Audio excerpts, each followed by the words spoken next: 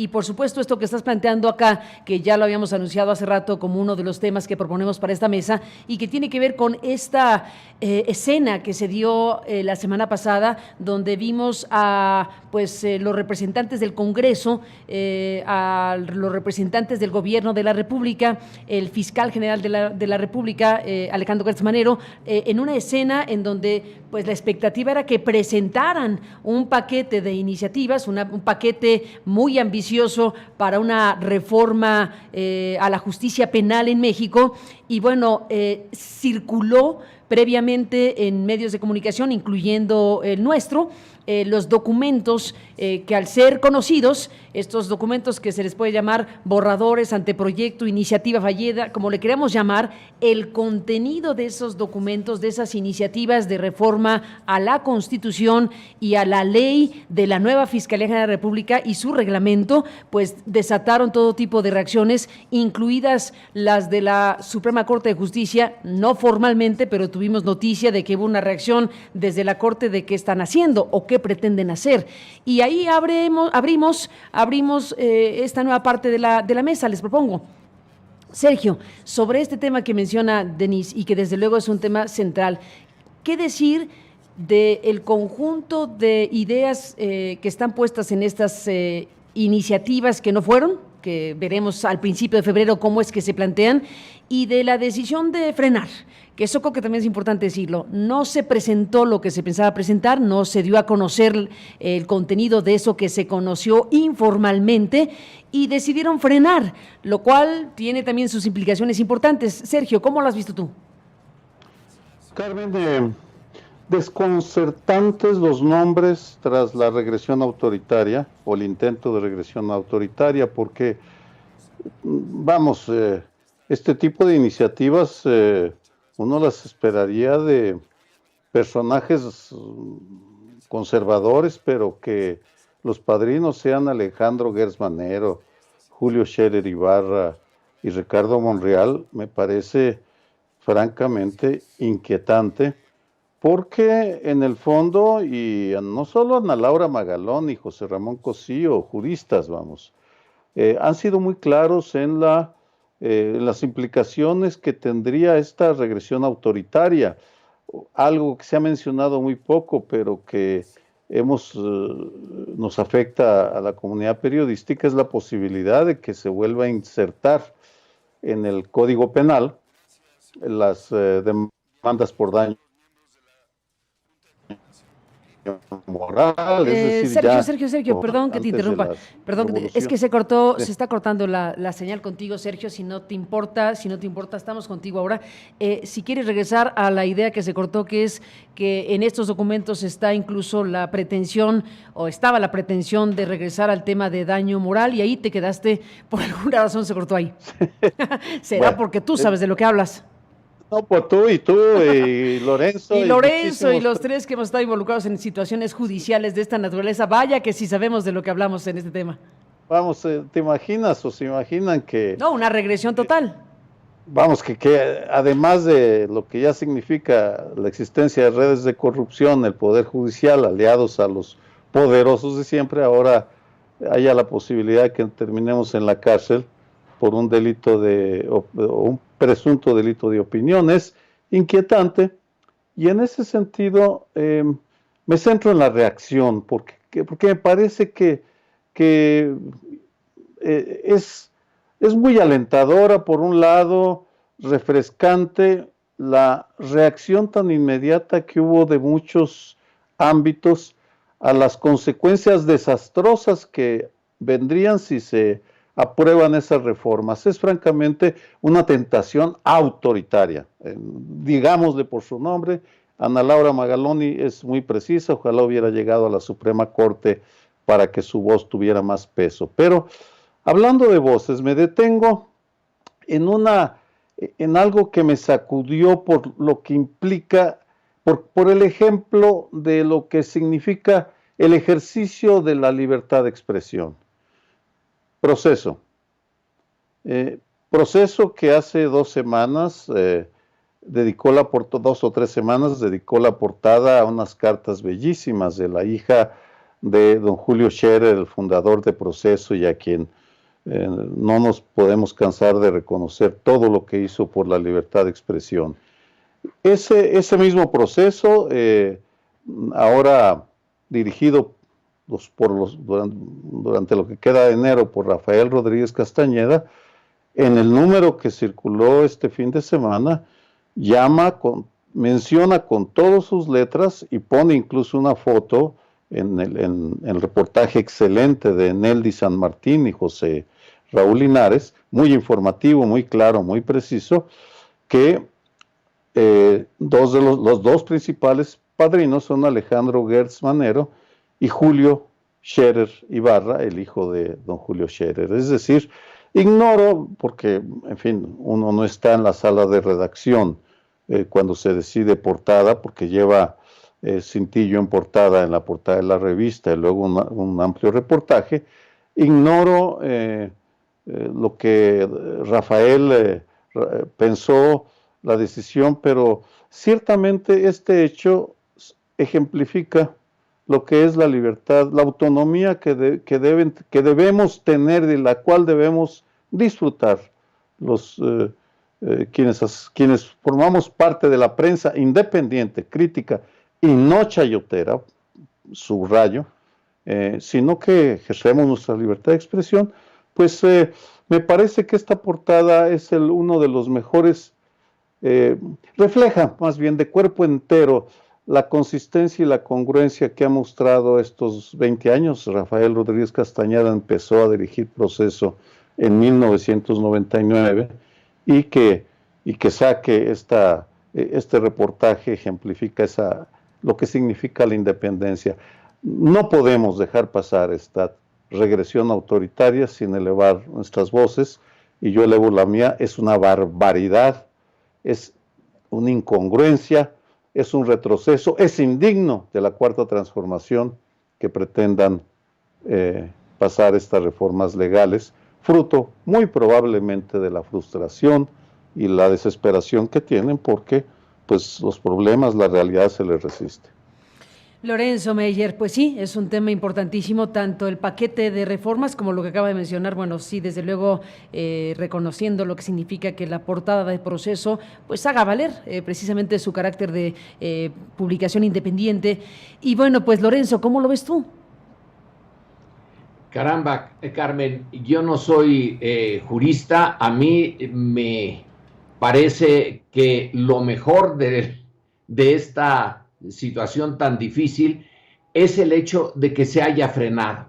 Me gusta mucho esa respuesta de todos los involucrados, en el sentido de que esto sí es el funcionamiento de una sociedad plural y de una división de poderes, la real y la formal. La formal sí está en que el Congreso, quién sabe qué hubiera hecho con esa reforma, quién sabe si hubiera llegado a la inconformidad a la Suprema Corte, aunque no esté Magaloni. De todas maneras, la Suprema Corte hubiera muy posiblemente reaccionado frenándola, pero es que el freno se puso casi de inmediato, cosa que no ocurría cuando el antiguo régimen estaba en su etapa de pleno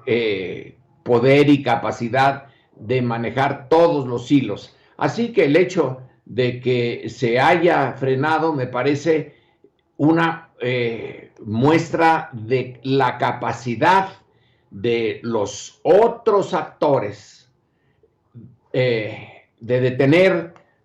A mí la parte que me parecía realmente peligrosa es eso de que permitía la prisión casi instantánea del sospechoso, y ya después se vería, creo que era de 40 días, se vería si sí o si no. Pero era la posibilidad de meter a tantas gentes 40 días a prisión, y ha de ser, supongamos que luego se dice, bueno, no era el tema para seguir adelante y no se le va a castigar, pero de todas maneras, la prisión preventiva ha de ser algo, tengo el conocimiento de un amigo al que le pasó eso, muy desagradable la experiencia. Es algo que debe de evitarse en la medida de lo posible, evitarse. Es cierto que el crimen organizado y el desorganizado no se detienen, pero bueno, esa solución podía hacer eso que no debe de pasar, aunque en muchas ocasiones hasta se ha celebrado. Bueno, sobre todo por ahí, por la Edad Media, si a 10 les corto la cabeza, pero entre esos 10 está el culpable, bueno, pues los otros ya los juzgará Dios y los llevará a su santo reino y serán bienaventurados. No, eso ya no tiene sentido aquí. No se puede echar parte del castigo a quienes no lo son para inhibir a los que sí lo son. Entonces me pareció muy buena la reacción y el hecho de que se diga deténgase todo, paren los motores, esto no sigue adelante, vamos a repensarlo. Es al final de cuentas una situación que es positiva porque es una lección. La siguiente vez que vayan a poner un tipo de legislación, sea la que sea, que lo piensen bien, que le den 3 vueltas antes de presentarla. Como presentar esto del avión, está muy bien que ya no se use el avión, que se deshagan de él. Probablemente lo de la rifa no sea la mejor de las soluciones, porque entre otras cosas se presta a esto que estamos viendo, a los memes, a la burla, etcétera, de algo que sí es importantísimo, un abuso del pasado que bien o mal ya se detuvo y se revirtió. Bueno, en el caso del proyecto que presentó el fiscal y el abogado de la presidencia, pues aparentemente se les pasó la mano y como dice Sergio, para él, para ti, para mí, que sí experimentamos esta situación de que nos pongan ante el juez por una opinión, dice Sergio, hay que proteger a la prensa no chayotera. Bueno, hay que proteger a toda la prensa, desafortunadamente, a la chayotera también, que tiene sus peligros, por como se vio con Madero, cuando se le vino encima toda la prensa y se crea un ambiente, no en México, porque la mayoría de los mexicanos no leían ni la prensa ni nada, pues no sabían leer, pero se creó un ambiente en ciertos círculos que propició, y desde luego que lo propició, el golpe militar de Victoriano Huerta. O sea, la prensa chayotera puede ser sin duda alguna un peligro para quien quiere cambiar las cosas.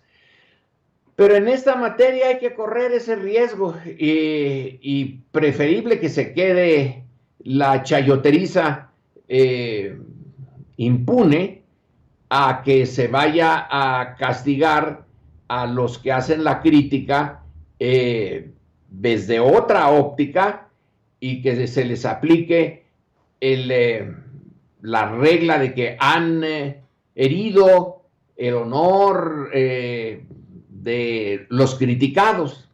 Así que me parece muy bien que se haya detenido esto, que se dé tiempo de repensarlo y que sea una lección. Estamos entrando apenas en la primera parte del sexenio.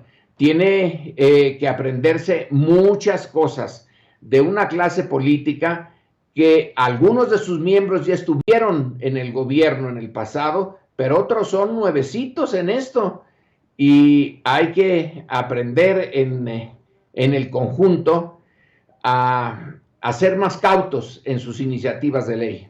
Pues habremos de seguir hablando de todo esto, Sergio Denise Lorenzo.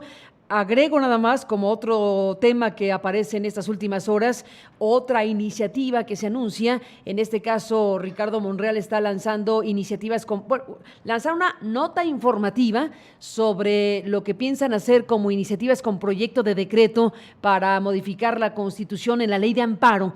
Y en este caso se trata de la obra pública. La obra pública es de vital importancia para el país y bueno, viene toda la argumentación y de lo que se trata aquí en resumidas cuentas es establecer como una causal de improcedencia de la suspensión para un tema de ley de amparo para evitar perjuicios al interés social, un poco frenar los amparos que se han echado a andar para enfrentar de esta manera las obras públicas que pretende el gobierno de la República.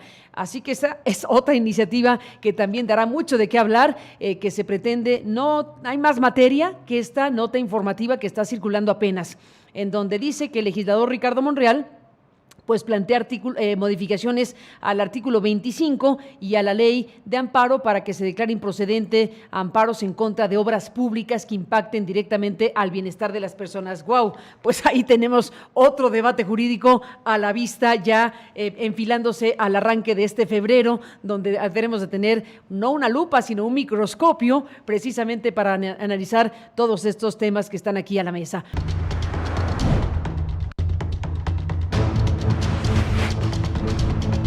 Mesa Política.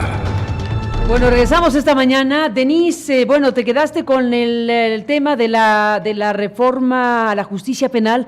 ¿Habrá reforma constitucional? Bueno, pues sí, porque ya se presentó toda la intención de hacerla. La pregunta es cómo y de qué manera se llegará a modificar el marco legal establecido, pues para favorecer, digamos, la justicia en este país con los niveles de impunidad que nos agobian.